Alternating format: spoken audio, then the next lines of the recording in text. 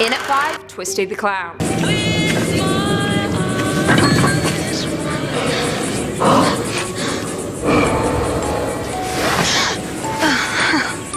Arguably the best and most terrifying part of American Horror Story Freak Show was the homicidal, balloon-carrying bozo, Twisty the Clown. Now, Twisty begins as the main antagonist of the season. He is a disgraced clown who seems to have been dropped on his head too many times as a baby. His face is horribly disfigured, forcing Twisty to create and wear a makeshift prosthetic mask that is horrifying to look at. Played by John Carroll Lynch, the actor was very familiar with playing disturbing characters, having starred in David Fincher's Zodiac and the recent thriller The Invitation. However, his portrayal of Twisty the Clown was arguably one of the most terrifying things we've ever seen on our TV screens. With the character proving to be such a hit, Universal Studios were forced to include him in their current Halloween Horror Nights attraction. Good for you, Twisty. Well done. In at 4, Michael Myers.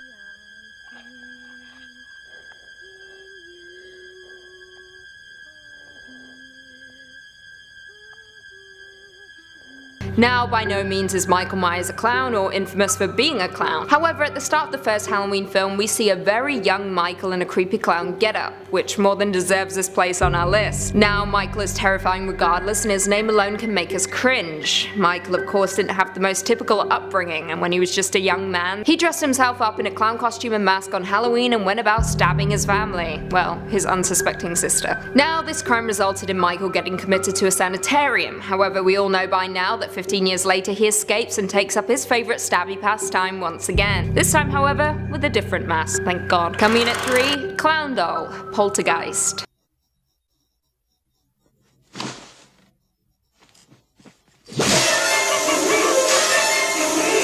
Released all the way back in 1982, the horror film Poltergeist became a smash hit overnight and has gone down in history as one of the scariest films of all time. Now, there are multiple terrifying elements to the film, but standout is the creepy clown doll. You know the one, the grinning toy sat in the chair in the darkness, how could we forget? Now, Poltergeist isn't a clown movie per se, but this haunted house film proved its worth with arguably the scariest clown of all time. I mean, he almost kills a child for God's sake. Better yet, the clown they used in the movie actually malfunctioned during this scene, actually choking the young boy. Of course, the clown was such a popular aspect of the original film that it once again returned when the 2015 remake rolled around. In at 2, Captain Spaulding, House of the Thousand Corpses.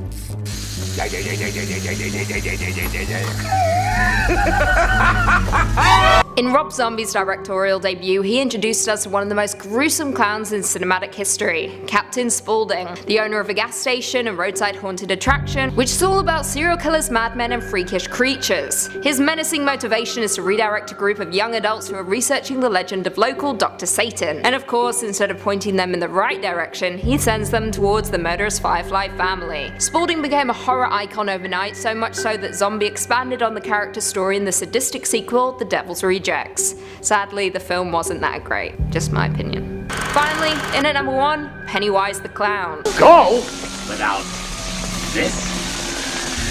My nose! Exactly. Go on, kiddo. Take it. Stephen King's novel It became an instant classic when it was released back in 1986. However, it wasn't until Tim Curry went on to portray the character in the TV miniseries did we realize how terrifying Pennywise the Clown truly was. With the white grease paint red nose wearing clown becoming a horror icon in the genre. Though the series was nowhere near as terrific as the book, Curry's performance holds a special place in our hearts, mostly because it was downright terrifying. We can't seem to forget it even if we tried. Well, there we have it. Do you guys agree with our list? Were there any creepy clowns that we missed? Leave us all your thoughts and feelings in the comments down below, and perhaps we can do a part 2. Number 5, clown craziness. Okay, so back in 2016, we were all thrilled when the new cool thing was dressing up like a clown and staring at people as they drove by at nighttime. I never saw one of these clowns, luckily. I mean, because if I did, I wouldn't be here. My heart would have stopped. I would have fainted. I would have my pants. What was the deal? Why did everybody have professional clown costumes all of a sudden? Or even a better question, where did this all start? Well, we have some ideas. So, in a handful of Japanese commercials for McDonald's that aired years before this whole craziness, Ronald McDonald is shown doing various weird things in these ads. I mean, in one of the ads, his big clown hand slides through a locked door and tries to open it. And then, in another commercial, he's laying on the floor motionless while this lady's on the phone sitting above her bed above him. But my favorite one has to be this one.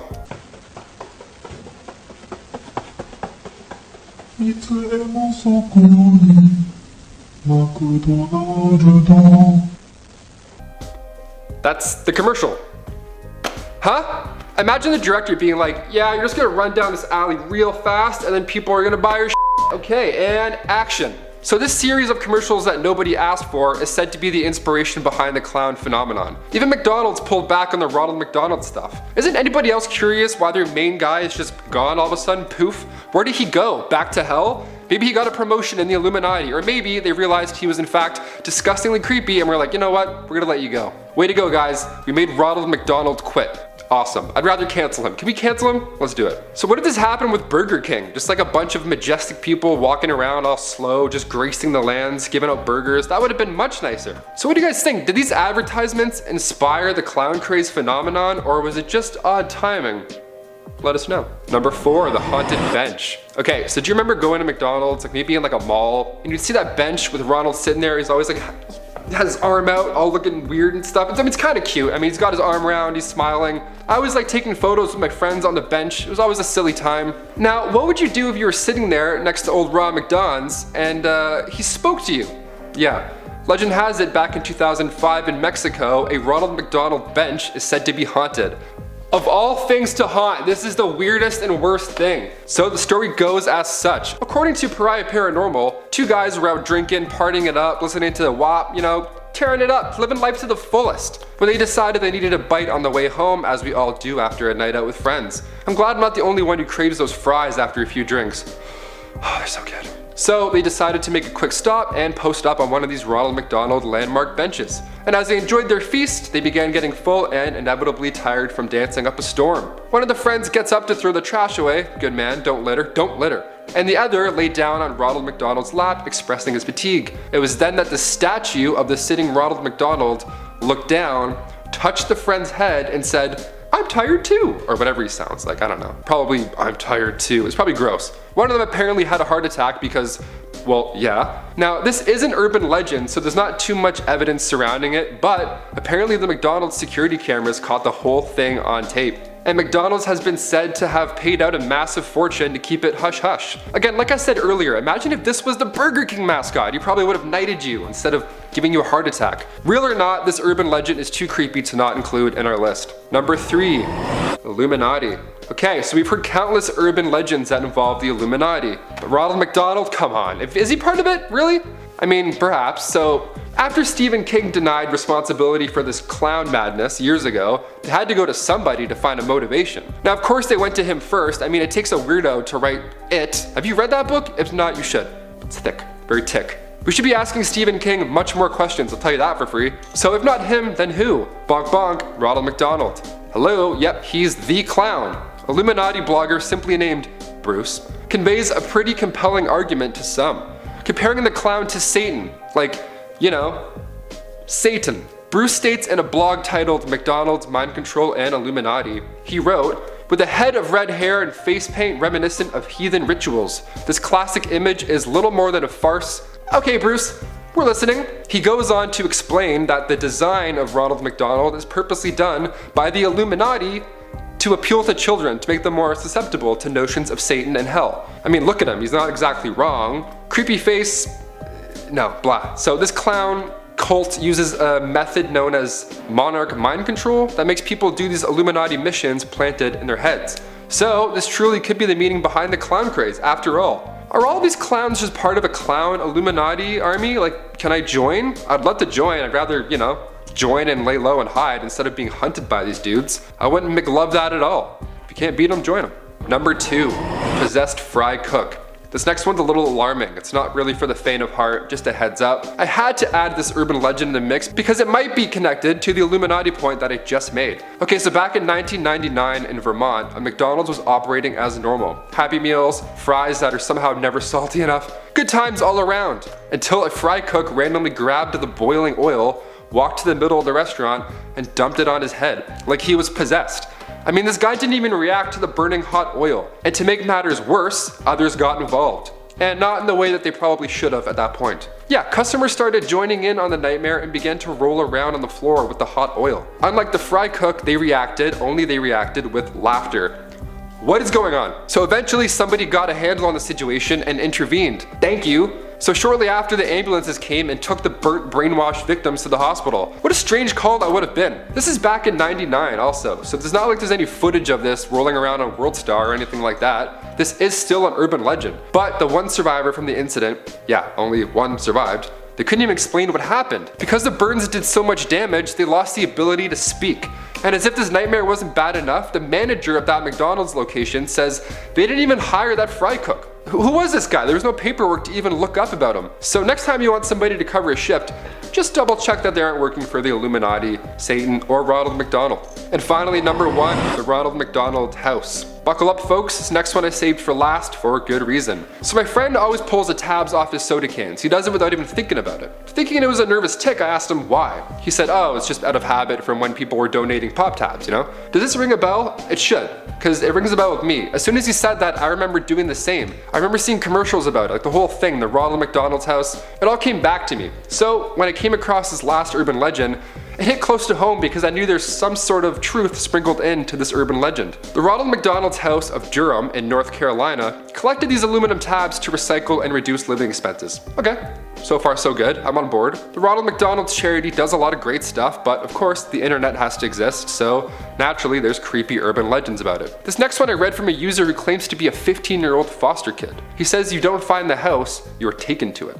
Okay, a little bit of a creepy turn there. He had never met his parents and was deemed a bad kid, so he got sent around foster families in Detroit. His caseworker presented to him 2 options. One being military school on Lansing, or the Ronald McDonald's house, which he was somehow cleared for. The caseworker went on to say that the Ronald McDonald's house has a great track record of taking foster children, and that all the kids who went there never had to be transferred anywhere else. That's a great sign, and evidently it worked. As they arrived to this tall, windowless gray building, the kid asked if he was sure this was the right place.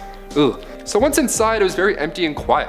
The large doors closed behind them, and the caseworker continued to lead him through the lobby to the registration window. So far, so okay. The lady behind the glass turns, and her face is painted, yep, you guessed it, like a goddamn clown. Talk about committing to the bit. So after seeing the lady smile, he realized, I'm probably in a pickle. Something felt off, and he expressed how badly he wanted to leave. And cue the nightmare fuel. Suddenly, a horde of clown nurses came in and grabbed him. The sounds of panic were quickly drowned out by the clown nurses' synchronized laughing. They then took him down a long white hallway, and the nurses injected him with something that made him pass out, all the while feeling gloves all over his face. Gross. After waking up, his clothes were replaced with a dirty hospital gown covered in Ronald McDonald faces. Cool pajamas, nice touch guys. All of his belongings from his backpack were even missing, except his old photo collection, which had been replaced with what looks like crime scenes that looked to be like his past foster families. The very back of the album had a note that simply read, "You never existed." Okay then. So he tried finding a way out, of course, discovering new terrors along the way. Eventually he escapes his nightmare facility, seeing dead bodies and swarms of clowns chasing him the entire time. Once outside, he discovered what seems to be an abandoned McDonald's where he ducked in for safety. And shortly after, he uploaded this dark tale on a laptop that just happened to be sitting there. Is this believable? Does a Ronald McDonald's house steal and poison children? Probably not, but I've seen this story pop up far too often to ignore it. Kicking off at number 5, the Clown, and a case that dates back all the way to 1992 from northwest Harris County, Texas. It was a bleak, heart-wrenching case that shook the state for its brutal and unforgiving nature, a barbaric act that seemingly came out of nowhere. Rex Mays, also known as the Clown, a relatively popular children's entertainer that would don a cowboy hat and clown garb, but in reality a 42-year-old man that at the time had recently been fired from the latest in a string of failed jobs. So when his neighbour's children, 7-year-old Kinara and 10-year-old Kristen, were playing music loudly next door, he went over to yell at them to turn it down. In the end though, he stabbed the both of them 18 times, including in the eyes, in a brutal and senseless murder. Eventually he would tell police that he was just having a bad day. While amazingly, Mays would remain uncaught until 1994 after a keen-eyed detective befriended him, building enough rapport in the hope that it would one day lead to a confession. It did, and Mays was sentenced to the death penalty. Next up at number 4, the Stockholm stabbing. And this in part is purely a fallout of that disturbing time when the world went super clown crazy, and it spread its way to the capital city of Sweden, Stockholm, where an unidentified 21-year-old man who thought he was simply caught up in the fear of a well-staged prank was actually brutally assaulted by a masked, red-nosed maniac. He was minding his own business walking through the streets of Stockholm in early evening when a clown approached him him, tilted his head perversely, and stabbed him directly in the shoulder and calmly walked away. Imagine that. That's serious nightmare fuel, right? Thankfully, the man survived after being rushed to hospital, but the mental scars remained. It was also believed to be related to an earlier incident when two masked clowns were circling a terrified woman, laughing hysterically and telling her she'd be murdered. It highlights what really happens when people slip away behind a mask, particularly the mask of a killer clown, where people can hide away their true face and true intentions and act out their violent and disturbing natures. Coming in at number 3, Wrinkles the Clown. Now, Florida has always been a bit of a hive for the weird and the unsettling, and this particular story is no exception. If I told you that back in 2015 a creepy masked clown simply known as Wrinkles started cropping up in Naples, Florida, lingering on street corners, popping up at parties and materializing outside of children's bedroom windows, you'd be scared too. Yes, you heard that correctly. The reality of Wrinkles the Clown though is perhaps a little bit more disturbing. The only thing known about him is that at the time he was a 65-year-old retired veteran from Rhode Island who took up the arduous task of scaring unruly children senseless after being paid off by their parents. Yeah, Wrinkles the Clown made a living out of dressing up in a sunken-eyed clown mask, a polka dot onesie and black rubber gloves. Oh, and of course a bundle of colourful balloons. Now, he made a pretty successful living off of the fear he generated throughout Florida, even being the subject of a Kickstarter documentary which sadly never came to fruition. Still, his true identity remains unsolved and Wrinkles the Clown can still be found popping up at parties in Florida. No thanks. And swinging in at number 2, the Clown Kidnapper. And this one really is a terrifyingly disturbing story. Back in 2002, a professional clown was accused of kidnapping and sexually assaulting a 12-year-old girl while wearing his full stage makeup, clown outfit and mask. Jose Jimenez, who went on by the stage name El Tin Larin, was a 41-year-old California-based clown who made a living by performing at predominantly Latino children's parties. After finishing a show, Jimenez grabbed the girl at a fast food stand just before midnight in January 2002, after physically bundling her into his work van and taking her to an abandoned car park. After hours of continued horror, the girl eventually escaped from a motel. However, police couldn't identify her attacker as the only description was that the young girl gave was a clown. Eventually he was arrested though after DNA traced him to the horrific crime. It's unknown as to how many possible victims he had, as his clown performances at parties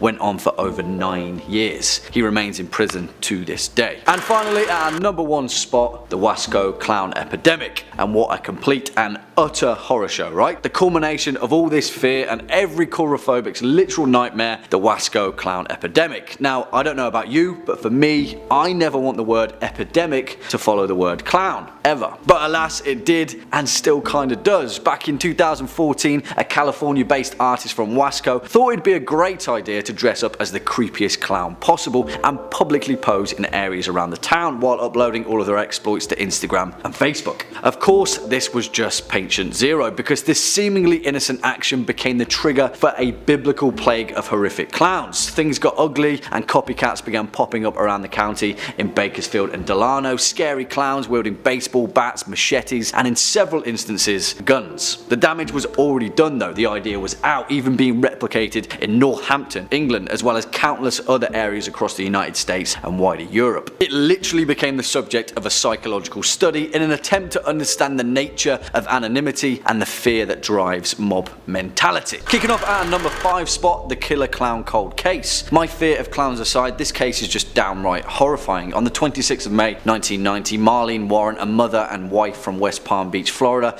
was having breakfast with her 22-year-old son and his friends when a white Chrysler pulled up into the driveway of her home. Strangely, someone dressed as a clown emerged from the car carrying 2 balloons and a flower arrangement. After Marlene Warren had answered the door and reportedly said how nice, the clown reached into his outfit, pulled out a gun and shot Warren point blank in the face. The clown then walked back to the car and calmly drove away. Warren tragically died 2 days later while in hospital under critical care. This insane homicide case remained completely unsolved for a staggering 27 years until DNA technology could finally bring justice to Marlene Warren and her son. At the time, homicide investigators claimed that they had identified a suspect but didn't have enough evidence for conviction. It turned out that Sheila Keene, who later went on to marry Michelle Warren's husband, was the one who donned the clown costume and committed this merciless murder, and a collaboration in life insurance fraud is also suspected. Sheila Keene still awaits conviction. Next up at number 4, the phantom clown theory. You see, there's a reason why the fear of clowns is so widespread. It's a collective memory as a society, and broken down even further into smaller pockets, a community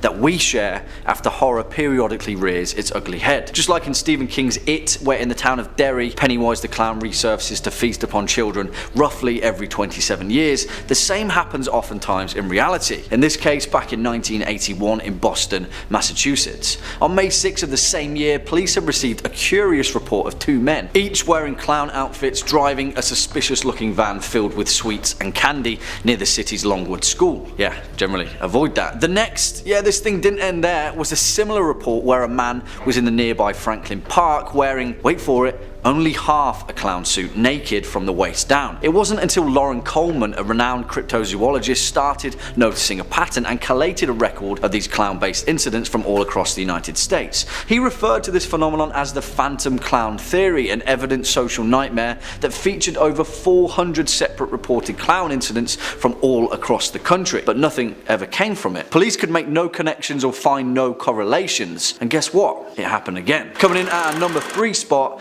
Agde, France. 1981 to 2014, that's 33 years, so we're safe from the Pennywise 27 years thing. It's pretty close though, right? Just a side note. Whether it's rooted in a strange social phenomena, or people are just downright sick and twisted, or they're possessed by the spirit of a demonic clown, there's no doubting that the clown phenomenon is widely recorded in modern history. On October of 2014, police officials in a number of small towns from across France were warning locals of a very unlikely threat.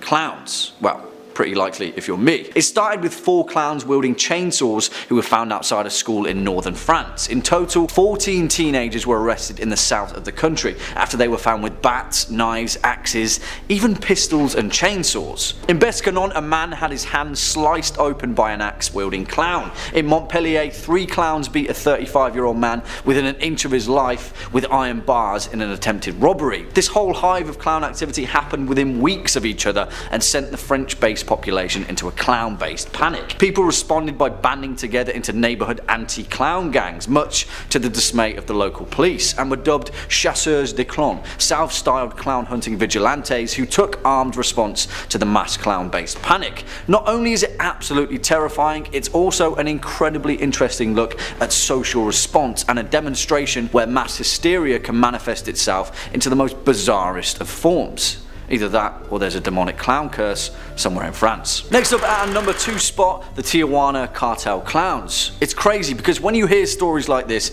you can be pretty damn sure that it's something straight out of a Cormac McCarthy novel, but no, as we regularly find to our own hubris, the truth is often stranger than fiction. Back in 2013, while attending a kids party at a rented beach house in Cabo San Lucas in Baja California, the 63-year-old Mexican drug cartel leader Francisco Rafael Oleño Felix was minding his own business and taking in the ferocious Californian sun. As it was a children's party, obviously there were children's entertainers there. Clowns, the classic choice. 2 clowns in fact. But no one expected what happened next when said clowns reached into their oversized outfits and pulled out 2 pistols. Francisco was hit by 2 bullets, once in the head and once in the chest. He was killed instantly. It's more than likely this was an organized assassination. The Tijuana cartel was one of the most violent and powerful drug operations since the 90s and thus held a huge target up for rival organizations. Nevertheless, the choice of the clown-based killing is the stuff that nightmares are made of.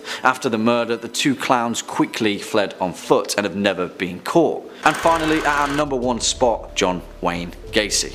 Sometimes true horror hides behind an equally horrific mask. In this case, John Wayne Gacy, aka Pogo the Clown or Patches the Clown, a psychotic American serial killer who between 1972 and 1978 in Cook County, Illinois. For at least 6 years, the community had no idea that the charity children's entertainer Pogo the Clown was luring young men to his home, often through force or deception, and eventually strangling them to death with a makeshift tourniquet. All of Gacy's murders were committed whilst inside his home in Norwood Park, and he went on to bury 26 bodies of his victims inside the crawl space of his home. completely covered and unknown to the community around him, who considered Gacy to be a charitable, gregarious citizen and an upstanding member of their society. You see, John Wayne Gacy was a predatory killer who hid behind the mask of kindness and charity to disguise his true intentions, his cruel, vile and nightmarish actions, which eventually took the lives of at least 33 people, perhaps more, with zero mercy. Gacy was sentenced to death, and after spending 14 years on death row, he was executed by lethal injection.